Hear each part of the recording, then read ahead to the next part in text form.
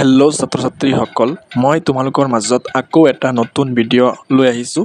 এইটো ভিডিঅ'ত আলোচনা কৰিম 2027 চনত হ'বলগীয়া হায়াৰ ছেকেণ্ডাৰী ফাইনেল পৰীক্ষাত অসমীয়া ব্যাকৰণৰ পৰা কি ইম্পৰ্টেণ্ট ৰচনা আহিব A to Z এইটো ভিডিঅ'ত আলোচনা কৰিম।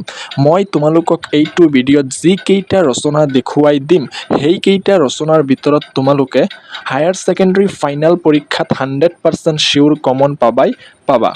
যদি কোনোবা এটা ৰচনা তোমালোক নোৱাৰা, মোক কমেণ্ট কৰি ক'বা, মই নেক্সট ভিডিঅ'ত লৈ আহিম।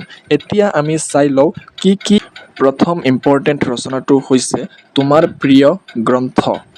নেক্সট ইম্পৰ্টেণ্ট ৰচনাটো হৈছে গ্ৰন্থমেলা আৰু অসমীয়া গ্ৰন্থৰ ভৱিষ্যত। বহুত ইম্পৰ্টেণ্ট হয় ৰচনাটো।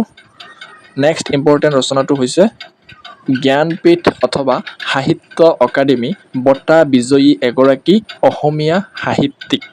2027ৰ কাৰণে বহুত ইম্পৰ্টেণ্ট হয়, এইটো ভালকৈ চাই যাবা তোমালোকে।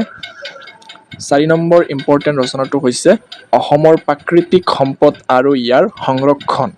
5 নম্বৰ ইম্পৰ্টেণ্ট ৰচনাটো হৈছে ছ'চিয়েল মিডিয়া আৰু সমাজত ইয়াৰ প্ৰভাৱ। 6 নম্বৰ ইম্পৰ্টেণ্ট ৰচনাটো হৈছে জনসংখ্যা বৃদ্ধি আৰু ভাৰতৰ অৰ্থনৈতিক সংকট। 7 নম্বৰ ইম্পৰ্টেণ্ট ৰচনাটো হৈছে আধুনিক সমাজৰ ব্যাধি অনুশাসনহীনতা। 8 নম্বৰ নাৰী শিক্ষাৰ প্ৰয়োজনীয়তা। মষ্ট ইম্পৰ্টেণ্ট হয়, এইটো ভালকৈ চাই যাবা। আৰু এই ভিডিঅ'টো এনেই নহয়, কুৱেশ্যন বেংক আৰু প্ৰিভিয়াছ ইয়াৰৰ কুৱেশ্যন পেপাৰ ৰিচাৰ্চ কৰাৰ পিছত ভিডিঅ'টো বনোৱা হৈছে। ছাত্ৰ-ছাত্ৰীসকল, যদি কোনোবা এটা ৰচনা তোমালোক নোৱাৰা, মোক কমেণ্ট কৰি ক'বা, মই নেক্সট ভিডিঅ'ত লৈ আহিম। 9 নম্বৰ ইম্পৰ্টেণ্ট ৰচনাটো হৈছে মানৱ সমাজলৈ বিজ্ঞানৰ অৱদান।